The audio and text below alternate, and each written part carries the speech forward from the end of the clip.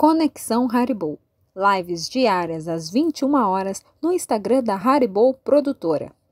Os nossos artistas e convidados falam sobre arte, cultura, educação, saúde e espiritualidade, com muita descontração e interatividade. Acesse o nosso Instagram ou o nosso canal no YouTube e venha conectar-se conosco. Conexão Haribo.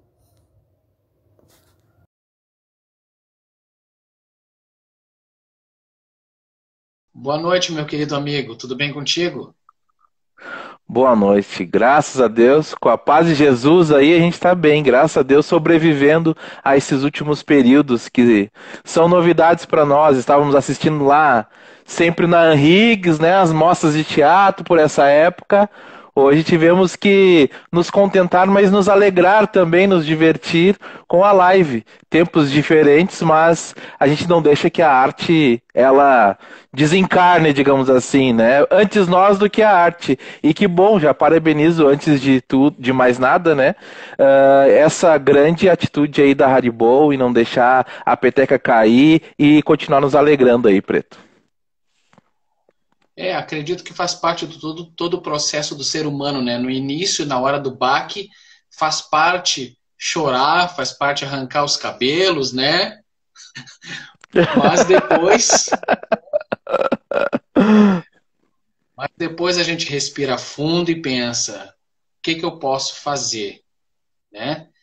E aí, quando nós não temos a resposta, os amigos de luz, os amigos invisíveis, nos ajudam com as respostas e os amigos encarnados também vêm com a resposta. Ou seja, foi o Prego, o dono do estúdio, que chegou para mim e disse, Preto, eu quero estrear uma live lá, tem que ser com vocês. Ou Nossa, que seja, legal. né, todos juntos. Meu querido amigo Lucas Quintana, atualmente, né, você está presidente aí da nossa Sociedade Espírita Ismael, a nossa casinha de amor e fraternidade aqui na Vila São José. Louco de saudades de vocês.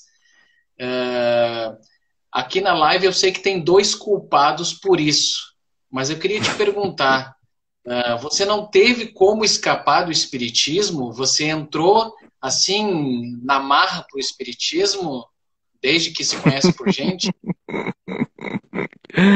Isso é muito interessante, né?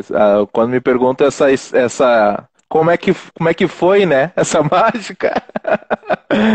A gente sempre tem uma história muito interessante.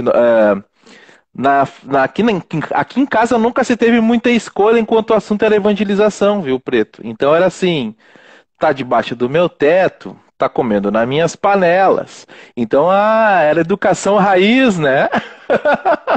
Vai, não me interessa. Vai, não quero nem saber. Então, educação raiz para espírito raiz, né, Preto? Então foi mais ou menos assim. Nós começamos lá na Audiglória, na Sociedade Espírita Amparo dos Sofredores. A minha evangelizadora lá foi a professora, que eu chamo de professora porque também é professora, Valdete Cruz. Essa mulher tem uns 6 diplomas, eu acho, e não para de estudar nunca, toca piano. Essa mulher é fora de série. E eu acho que era que eu precisava, Preto, porque eu sempre fui um espírito muito desafiador no sentido do conhecimento, do entendimento, da compreensão. Eu acho que eu precisaria de alguém bem amoroso, mas também que direcionasse um pouco essa minha rebeldia.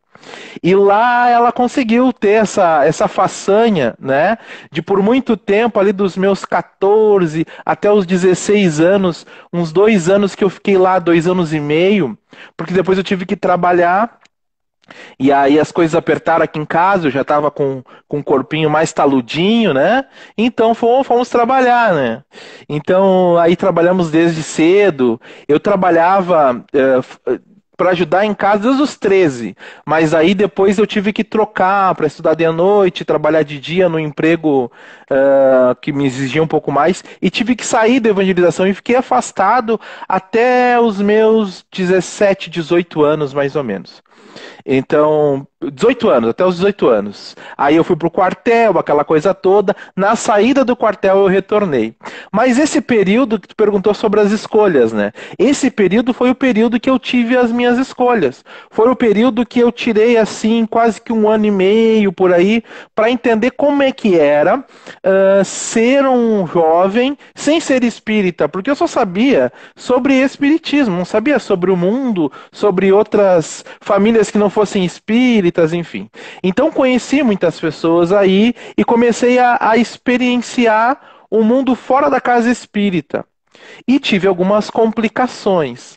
Foi algumas constatações durante alguns 2 ou 3 períodos de afastamento que eu me permiti da casa espírita, o suficiente para entender que o meu lugar é na casa espírita. Porque todas as vezes que eu me afastei, era como se eu tivesse segurando a criptonita do super-homem e ela aproximasse e eu ficava mais fraco e me perdia um pouco no meu pensamento, nas minhas ações, enfim. Então, depois da maturidade, digamos assim, depois da idade, depois dos 20 anos ali, que foi a certeza firmada real, assim, e que eu comecei a trabalhar e não parei nunca mais. E continuo até hoje, todos os dias, dos 20 anos para cá, ininterruptos, né? Então, foi mais ou menos esse processo. Foi primeiro uma obrigação, depois um período em que eu pude experienciar, e eu tive a afirmação da certeza da minha fé, da certeza da minha crença, daquilo que eu acreditava, e aí a gente seguiu e não parou mais. Agora estou com 33, aí na metade do 33, quase 34, e ainda continuamos trabalhando e pretendemos ainda trabalhar até o último dia da encarnação. 33, então já está na hora da cruz, te prepara então. Exato, tô aguardando. Então, então você identificou que foi exatamente nesse seu hiato de alguns anos fora do movimento espírita que você percebeu que da obrigação se transformou numa realização tua pessoal. Foi a partir desse momento que tu identificou então que não era que tu identificou que já não era mais obrigação e sim um gosto e uma satisfação tua pessoal de estar no movimento espírita, né? Exato, deixou de ser a obrigação dos pais para ser a escolha da tua alma, né? Então, tudo aquilo que eu aprendi naqueles primeiros anos de contato com o espiritismo, depois eu tive que me aprofundar para entender o porquê que eu não conseguiria ser diferente, por que eu não conseguiria estar vivendo, entre aspas, normalmente sem estar ligado à casa espírita. Por que eu tinha que ter essa proximidade? O que me fazia eu ser uma pessoa totalmente ciente das minhas responsabilidades, de mim na sociedade, de mim na minha família, qual o meu papel.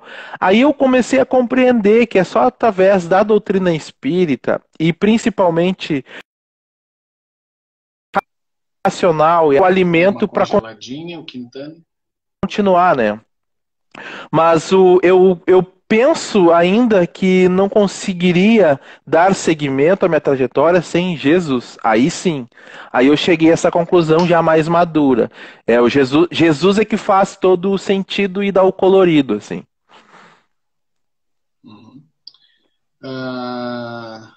E dentro do movimento espírita, a partir da mocidade, quais foram as tuas capacitações?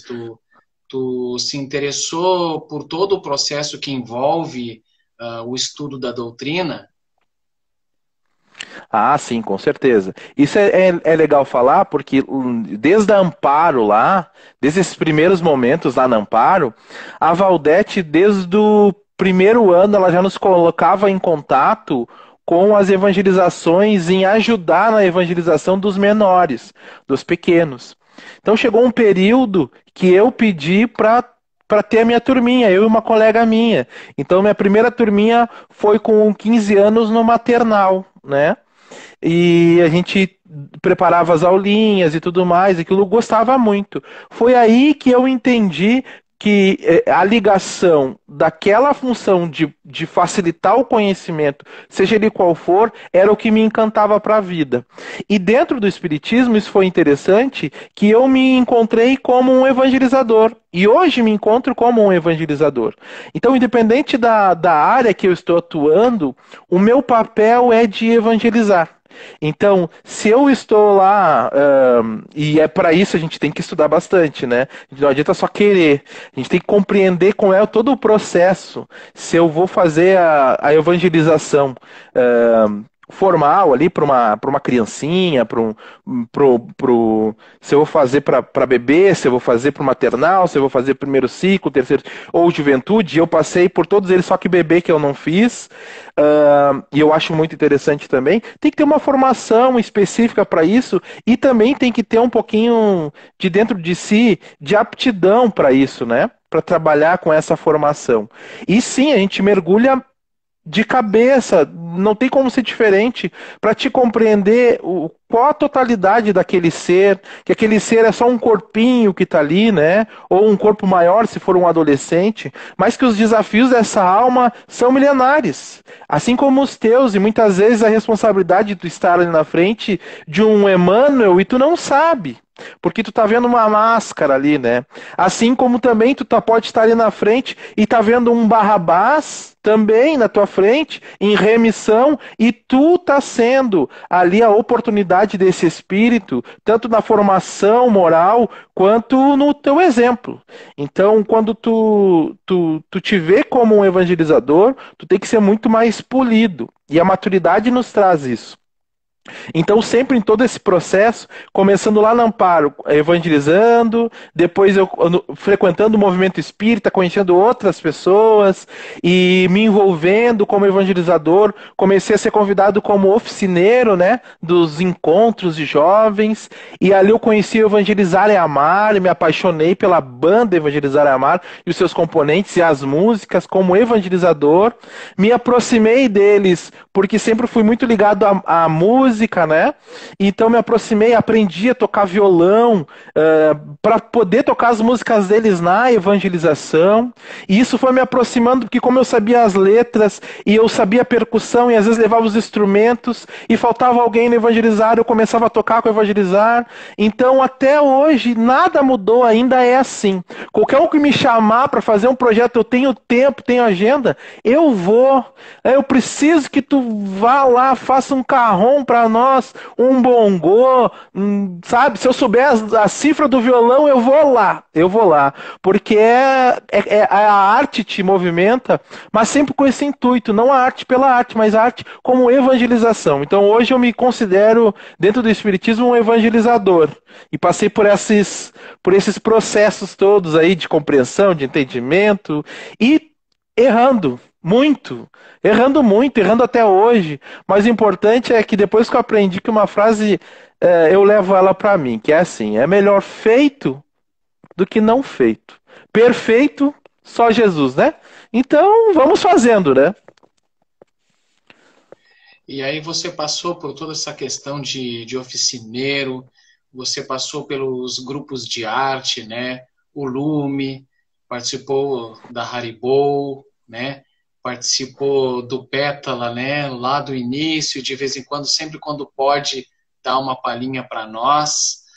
E aí, agora nos conta como é que foi você assumir, um jovem, né? 33 anos, assumir a responsabilidade, né? De uma casa... é centenária já ou quase, né? Quase centenária, né? A Ismael, né? Quase. 82.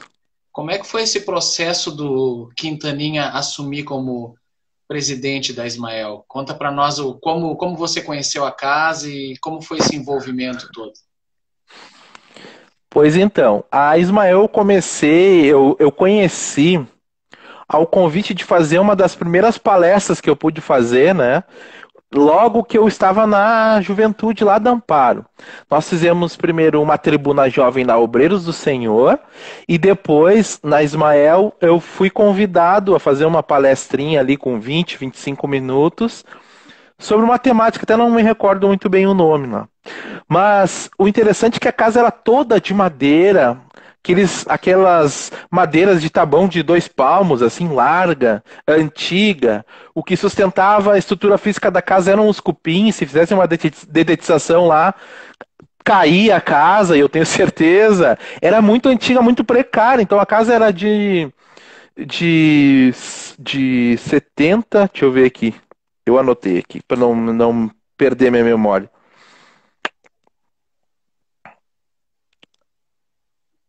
De 1938 a fundação da casa. Então, de 1938, a única coisa que tem lá é a areazinha dessa estrutura original, de 2/4 de 1968. E o muro.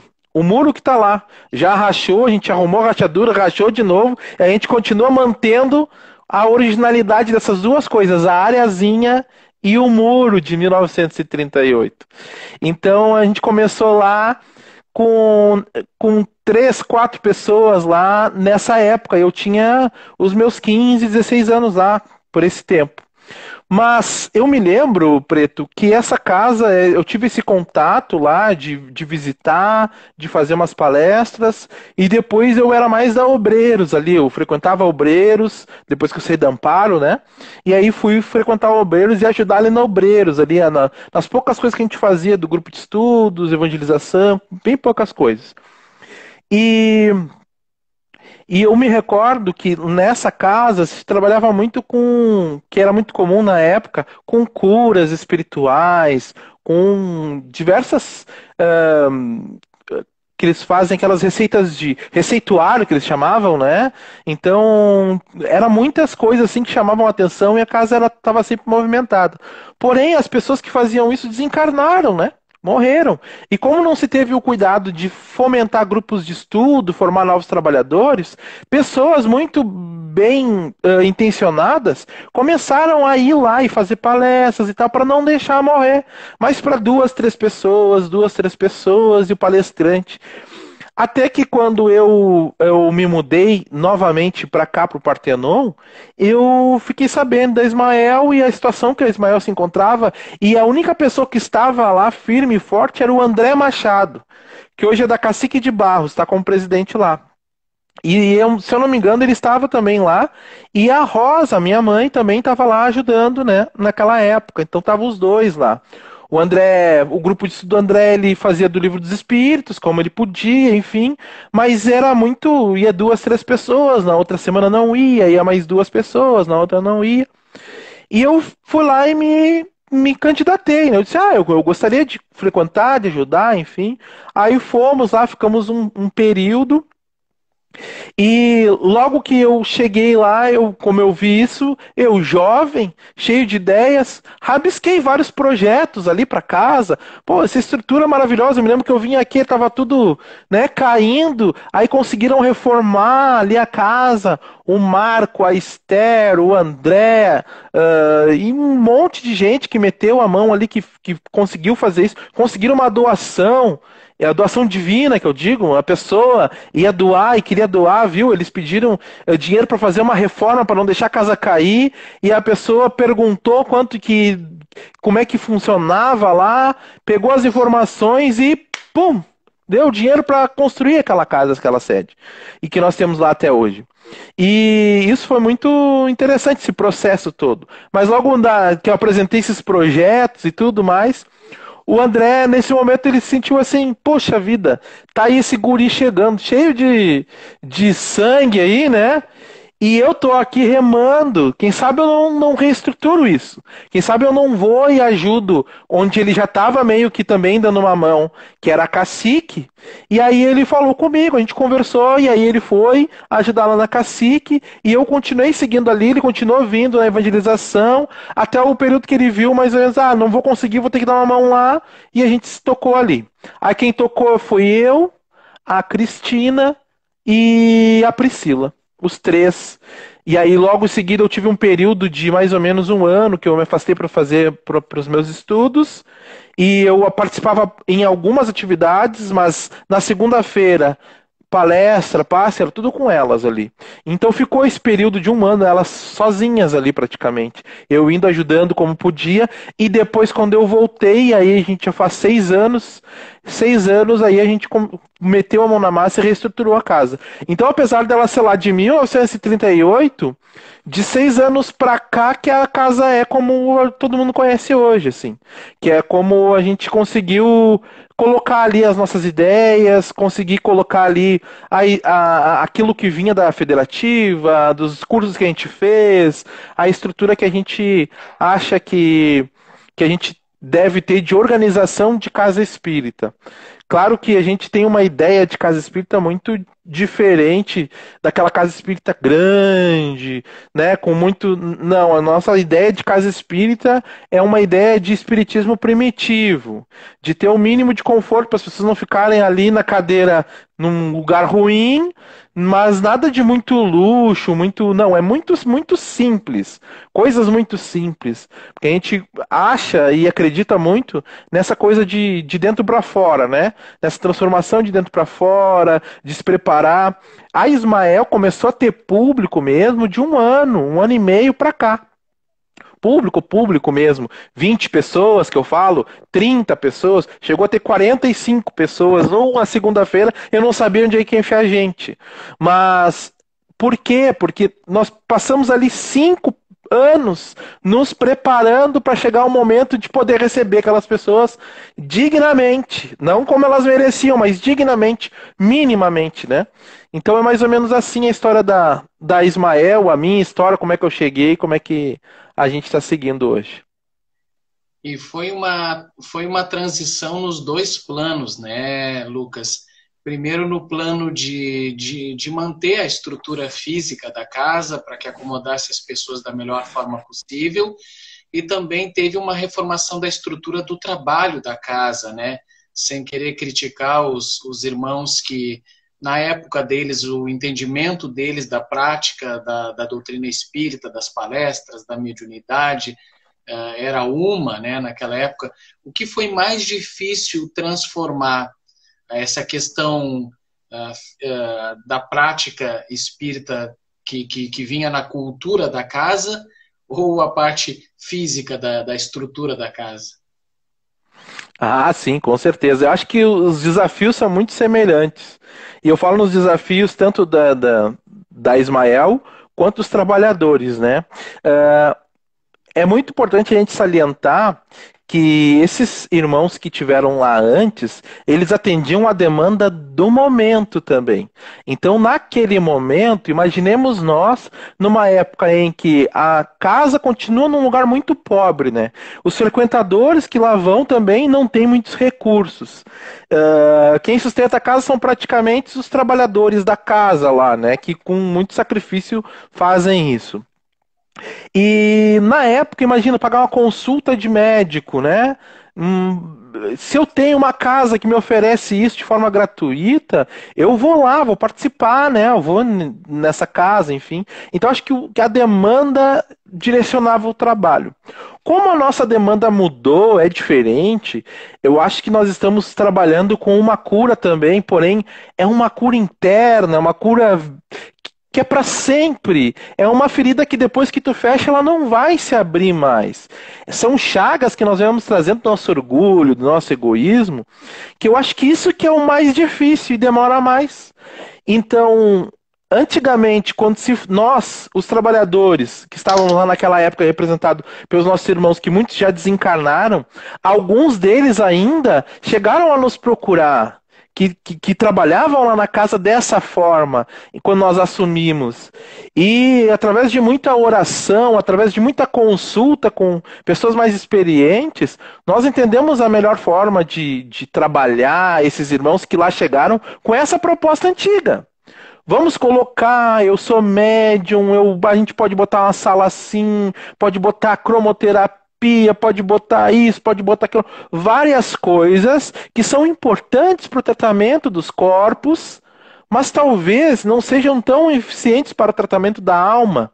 E nós quando entendemos isso, compreendemos isso, nós vamos através do estudo, libertando esses irmãos, e depois disso vão se fazendo as curas. Porque como a doença e a saúde vêm de dentro para fora, depois que tu fecha e que a pessoa aprende o porquê que ela está doente e se modifica, ela muda toda a estrutura psíquica dela, né? E aí ela começa a emanar saúde para o corpo. Então, depois que a gente conseguiu colocar esse conceito para os trabalhadores que lá estão e fazer, porque no começo eu facilitava todos os grupos, desde a formação. E nós tivemos essa necessidade, né, Preto? Nós tivemos a necessidade de pegar os trabalhadores que se ofereceram para trabalhar e formá-los. Mas a formação que eles tinham era uma formação ainda antiga, porque temos trabalhadores antigos e totalmente inexperientes, que não tinham feito nada, nunca tinham dado um passe. Então nós precisamos montar os grupos de estudos para formar os trabalhadores da casa. Então, primeiro com o estudo e depois com as oficinas de como aplica o passe, de que forma que é feito, por que é feita essa bioenergia, como que é o processo da bioenergética, até onde vai a contribuição do passista e aonde que é a contribuição do plano espiritual, todo esse perispírito, tudo isso a gente precisou formar lá para até chegar hoje e ter a sala do passe, a sala do atendimento fraterno, ter ali o nosso ciclo de palestrantes, até os palestrantes. Então, nós tínhamos o grupo no sábado, antes da pandemia, que nós estudamos atendimento fraterno, toda a formação. Então, todos estão aptos para fazer o atendimento fraterno na casa, todos os trabalhadores da casa lá estão aptos para fazer a fluidoterapia, todos os trabalhadores da casa estão aptos para fazer a palestra, todos os trabalhadores estão aptos para evangelizar e todos evangelizam. Então isso é muito interessante, que foi um processo totalmente novo para mim, que eu nunca imaginei que eu teria essa disposição e que eu seria útil para isso acontecer, porque ao mesmo tempo que eu também tinha que capacitá-los, eu também me capacitava. E também me capacitava em outras áreas, estudava mais a fundo, que, convenhamos, às vezes a gente, com 30 eu tinha 27, 28 anos, o que eu sabia sobre a vida e sobre o espiritismo, né? Era muito pouco, e ainda é muito pouco, eu fico pensando, né? Mas na época eu tive que mergulhar nos estudos demais, assim, para poder capacitar. E muito mais petulância do que preparo, isso tem que ser dito. Muito mais petulância de se meter e fazer do que preparo realmente. Então eu acho que às vezes estava escutando hoje um podcast do Haroldo falando sobre isso, sobre o nosso preparo de estar a serviço de Deus, de nos preparar para não nós fazermos os nossos projetos humanos, como a gente acha que deve ser, mas tu te preparar intimamente, o teu sentimento e as tuas capacidades de conhecimento, de espiritismo, mas muito mais a tua capacidade de humanidade, de amor, de trato com o ser humano, de olhar, né? Essa capacidade emocional para que Deus te utilize. Então eu acho que muito do que aconteceu na Ismael e vai acontecer e está acontecendo é por isso. Porque eu acredito que a espiritualidade está usando a gente para alguma coisa, assim. Porque com a capacidade dos nossos recursos são muito limitados, né? Quando você assumiu, você certamente se informou, nem que fosse por curiosidade, né, das atas, de algumas anotações. Você tem lembrança das coisas assim, tipo, mais estranhas ou bizarras que você soube que a casa fazia antigamente, como terapêutica ou como trabalho, que está em desuso ou é realmente estranho ao movimento espírita? Curioso isso. Isso até não, a gente sabe essas histórias dos próprios trabalhadores que a gente encontrou antigos ou frequentadores antigos que nos contaram, assim.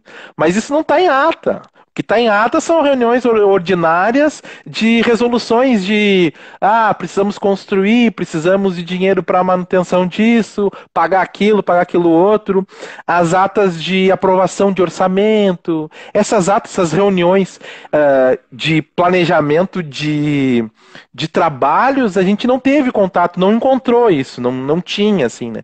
Tem, assim, umas coisas, assim, parece um papelão, assim, bem grosso, umas folhas bem grossas, com um livro, uma letra impecável, maravilhosa, letra bem desenhadinha. Muito interessante, assim. Até quem nos ajudou uma época foi o Flávio Monteiro, da Sociedade Espírita. Como é que é o nome ali? Sociedade Espírita. Irmão Miranda. Ele nos auxiliou e aí tem uns quadrinhos com umas fotos antigas que ele encontrou uns arquivos guardados e enquadrou e doou para nós os quadrinhos ali. Mas ele faz biblioteconomia, né? Então ele pegou aqueles papéis assim muito interessantes, documentos. E uma história muito engraçada, assim, até não tem a ver muito com a parte mediúnica da coisa, assim. Mas há um tempo atrás nós estávamos pensando assim, como é que nós íamos manter a casa, já que a casa está fechada, não tem frequentadores, não tem entrada de pagamentos dos sócios, são poucos sócios que contribuem lá, né? Então alguns ainda nos procuram, e eu fico meio assim também, digo, como é que a gente vai chegar na pessoa e dizer, oi, tudo bem, a casa está fechada, mas a água e a luz está vindo lá, o IPTU também, e a mensalidade da federação lá da Félix eu tenho que pagar também, como é que eu vou fazer? E aí eu conversando, né, e lembrando da história que um senhor pegou e parou a gente num evento, não sei se foi o Chá da Ismael, o que foi que ele nos parou, e contou a história da casa, e falou assim, tu sabe que essa casa, ela era antes na casa do fulano de tal, lá ali na Tuca, ali para ali, ó, para aqueles ladinho, pertinho do riacho ali. E essa casa surgiu o terreno da Ismael de barbada, assim. Só que era muito caro na época e todo mundo se cotizou e juntaram dinheiro e compraram o terreno e construíram aquela casa de madeira que estava lá. Mas nós tínhamos as prestações para pagar porque nós fizemos um financiamento. Eu era o cara que eu ia de portão em portão e as pessoas já sabiam. Eu batia com a minha pastinha debaixo do braço na frente da casa. Ô fulano, tudo bem? Vim cobrar a mensalidade da Ismael. Era assim que nós sustentávamos a casa e nós fazíamos as nossas obras. E as pessoas prontamente já tinham separado, porque sabia que eu passava mais ou menos na mesma época do mês e fazia. E eu perguntei para ele, tá, mas e quando as pessoas não pagavam? Quando as pessoas não pagavam, eu falava, fica na tua consciência, a mensalidade lá da madeireira, ela tá aí, ela veio, mas fica na tua consciência, não tem problema, a gente vai dar um jeito. E eu dava risada, né? Então, imagina só o que se passavam esses irmãos, né, nessa época. Era época de muita dificuldade, Preto, porque as coisas não tinham internet, era livro, a gente tem livros assim, ó, dessa grossura, porque as folhas eram mais grossas, de o que é o espiritismo antigo, capa velha, coisas bem antigas. Tem uns livros lá, eu encontrei, um evangelho, eu acho um livro dos espíritos. Acho que foi o Livro dos Espíritos. Parece que é o manuscrito do Allan Kardec, porque é muito antigo aquilo, o que sobrou das traças, assim, sabe? Mas é um troço, assim, que é um amarelo pardo, assim, as folhas, um calhamaço antigo, uma capa que se esfarelando já, mas um livro que certamente ele tem 70, 80 anos, aquele livro, se não tem mais, né? Então são histórias bem gostosas, assim, que a gente escuta. Esse trabalhador era o tipo o seu barriga espírita, né? Exatamente. Exatamente. Batendo na casa do seu Madruga, né? Meu querido amigo, o nosso tempo ele tá voando. Então eu gostaria de te perguntar, até o momento dessa parada, quais os trabalhos que a Ismael já vinha mantendo durante a semana? O que vocês estão fazendo agora durante esse afastamento social, né? Perfeito. Perfeito. A Ismael, ela tem evangelização. Vou começar pelo dia da semana. Segunda-feira é o dia dela de abrir as atividades ao público. Começamos lá às 19h15, já aberta a casa, para 19h30 começarmos o atendimento fraterno. E a gente faz todo o acolhimento através do atendimento fraterno, depois a gente encaminha para as atividades da casa. Então nós tínhamos até então um brechózinho permanente lá, as pessoas que precisassem de roupas, enfim, era um brechó beneficente sem custo para a pessoa que precisasse. Então estava lá nas nossas salas, e a pessoa entrava lá, escolhia a sua roupinha, pegava, botava na sacolinha e depois seguia a sua vida. Então segunda-feira às 19h15, 19h30 já estávamos com atendimento fraterno, depois às 20 horas a palestra, às 20h35, 20h40 o passe, e depois do passe a irradiação na segunda-feira, essas atividades da segunda. Depois, na quarta-feira, era o dia dos estudos dos trabalhadores da casa e o estudo da mediunidade lá da casa. Que como nós temos uma reabertura de casa há pouco tempo, nós não tínhamos ainda um grupo mediúnico lá na casa, né? Tão importante e fundamental, primeiro para os trabalhadores e depois para os assistidos. Então, nós estamos capacitando já, íamos entrar no segundo ano de capacitação desse grupo, que estaria desenvolvendo já a parte prática, já mais ostensivamente agora, a partir de março, né? Então era a quarta-feira, às 19h30. Depois, a quinta-feira, nós estávamos com um grupo de ESD, e um grupo de CIED. E um grupo de CIED é o ciclo introdutório do Espiritismo. Então, para aquele que não conhece nada, que também não quer ter o compromisso de estar toda quinta-feira lá, às 20 horas para estudar, então ele tem o CIED. E depois, paralelamente, o ESD, que é o primeiro módulo de estudo sistematizado da doutrina espírita. Às 20 horas também.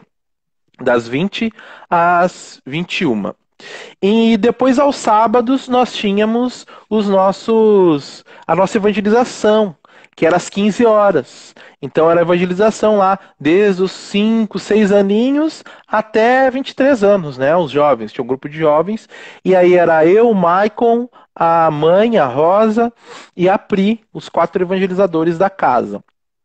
Agora, as nossas atividades elas se resumem na segunda-feira, era segunda e quarta, agora ficou só na segunda-feira, o nosso Evangelho no Lar às 20 horas, direto na página da Ismael.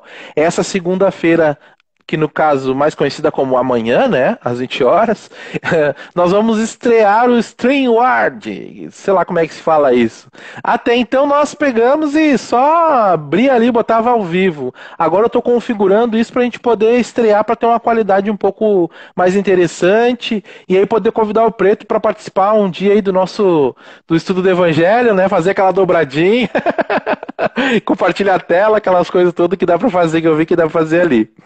Então, segunda-feira, depois nós temos na quarta-feira o nosso estudo da mediunidade, só que a gente pegou e deixou o Thomas um pouquinho de lado, que ele tinha também a parte prática, e eu adotei o livro dos médiuns. Então, na quarta-feira, nós estudamos o livro dos médiuns com os trabalhadores da casa, e aí, segunda é aberta ao público, e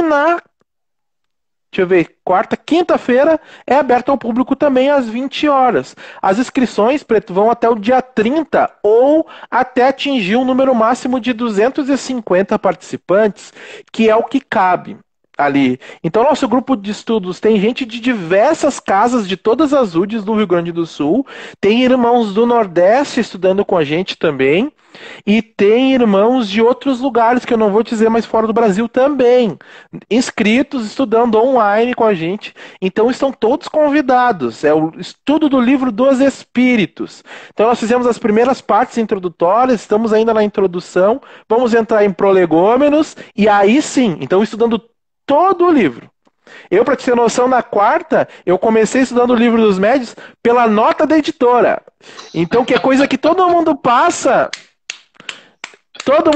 batido, não quer nem saber, não sabe nem quem é Guilherme Ribeiro, não sabe nada, né? Então, a gente começou a estudar desde a nota da editora lá. Então, hoje, esses são os trabalhos que a gente tem lá, Pretinho. Eu vou colocar aqui de novo a a página ali do Facebook da Ismael, aí vocês se informam a partir dali. Ou aqui, ó, tá o Instagram do Lucas aqui, ó, Lucas Lopes Quintana, entra em contato com ele, manda um direct ali, conversa com ele. Meu irmão, nós temos 7 minutos, é pouco tempo, mas é o tempo que eu tenho para te perguntar sobre a ação social da Ismael e qual é a importância do movimento espírita na ação social. Nós precisamos, os espíritas precisam fazer ação social mesmo? Será que não dá para a gente ficar só ali, né, estudando quietinho? Como é que tu encara isso? Verdade, Pretinho. A princípio, assim, eu queria vir te dando uma desculpa, dizendo assim, Preto, eu não me preparei para nada, então vamos fazer um bate-bola aí, não dificulta pro meu lado. Mas assim, falando de coração aberto, de sentimento, que não poderia ser diferente, que vem pautando os nossos discursos sempre, me parece que a primeira ação social que nós devemos refletir, antes de espiritismo, é a ação social dentro dos nossos lares, no núcleo mais principal, né, de uma sociedade, é dentro da nossa casa. Como é que é o comportamento da nossa casa? Na nossa casa nós não temos ali uma convenção familiar, nós não temos ali um lava-louça, outro seca, o outro faz a comida, um limpa um banheiro, nós não temos que dividir tarefas, nós não precisamos, ou as pessoas elas simplesmente vivem, amontoam-se. Não, tem regras, tem uma disciplina, e tem um conversar e um praticar. Então eu fico pensando que a partir dali, para isso ser compartilhado, para isso ser colocado para o centro espírita, é só uma consequência daquilo que nós já somos também. Então não adianta a gente estudar, e aí eu acho que é esse ponto que tu te referia, não adianta a gente só estudar e dizer como é bonito, né, a vida de Jesus, como é lindo os exemplos. Olha Chico Xavier, que coisa mais linda. Olha que coisa mais linda o Divaldo, ainda aí com 92 anos, fazendo palestra, live todo dia do Divaldo. Se tu quiser ter o Divaldo todo dia, sei que na quarta tem até em espanhol para ti, se tu quiser. Então tem todos os dias. Mas o Espiritismo não é feito de grupo de estudos. Ele é feito de capacitação, é diferente. Para melhor servir. Eu acho que a função principal da doutrina espírita é te qualificar através do despertamento da realidade espiritual, de te dar um parâmetro de antes, durante e depois, a partir da filosofia te dizer quem tu é, da onde tu veio, para onde tu vai, e estabelecendo isso, essa linha de compreensão de ti mesmo, de tempo e espaço, que eu vou para um lugar, mas eu não vou sozinho. O meu trabalho ele é individual, porque as minhas escolhas assim fazem através do livre-arbítrio. Mas eu não tenho como fazer isso de forma individual. Eu preciso do outro. Eu preciso dos outros para poder pôr em prática aquilo que eu estou estudando. E quando eu faço assim, meu Deus, me dai paciência. Como é que ele faz? Como é que Deus faz com a gente? Mas ele pega e desperta o teu cunhado, ele desperta a tua irmã, a tua mãe, para que através daquela dificuldade tu comece a enxergar e ter o exercício da paciência. Então tu começa a exercitar isso. Isso é muito interessante, porque não tem como hoje, como é que a gente prova, né, que a gente aprendeu alguma coisa? É através das situações, das dificuldades, enfim. Então essa ação social, propriamente dita, não tem como tu fazer de conta que tu faz isso também dentro do centro espírita. Que tem muita gente que faz e acha bonito e posta nas redes sociais, enfim. E é muito gostoso de ver, a gente até aplaude, se emociona em casa, mas em casa também não faz nada, não lava uma louça, não ajuda uma mãe, um pai, não faz nada, né? Então eu acho que tudo isso está interligado, é uma consciência de quando tu é aquilo. Então, quando o Espiritismo ele pega a ação social, não é para aparecer, é porque isso é fundamental para o exercício de humanidade. Então, para te exercitar a tua humanidade, tu é obrigado a conviver com as pessoas em dificuldade, porque tu tá numa condição de ajudar, mas amanhã ou depois tu pode estar na condição de receber.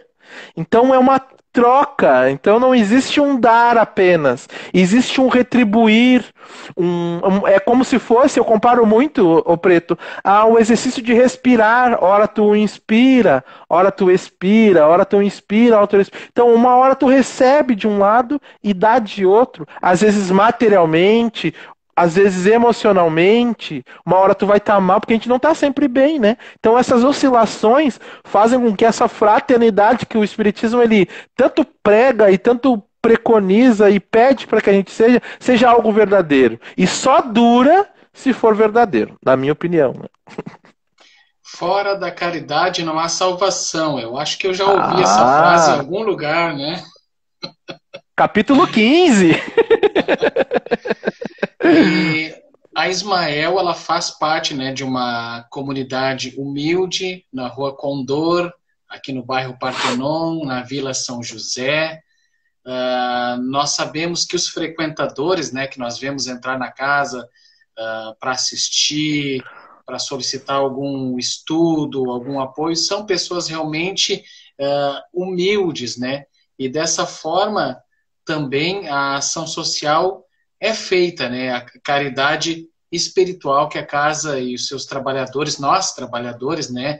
Apesar dos nossos limites, das nossas limitações ainda de entendimento, nós podemos oferecer para elas. E é claro, né? Vocês também fazem os chás, né? Que é para manter a casa e para colaborar. Durante um tempo vocês fizeram também aquelas rondas com alimentação, né? Que foi muito bonito também. E também a ação que, infelizmente, esse ano ainda não aconteceu, mas que vai acontecer brevemente, que é a ideia de vocês, né, dessa ação espírita de fazer os evangelhos no lar, nas próprias casas, né? Então, isso que eu amo na nossa querida Ismael, da simplicidade da casa, que todos nós temos que fazer tudo, né?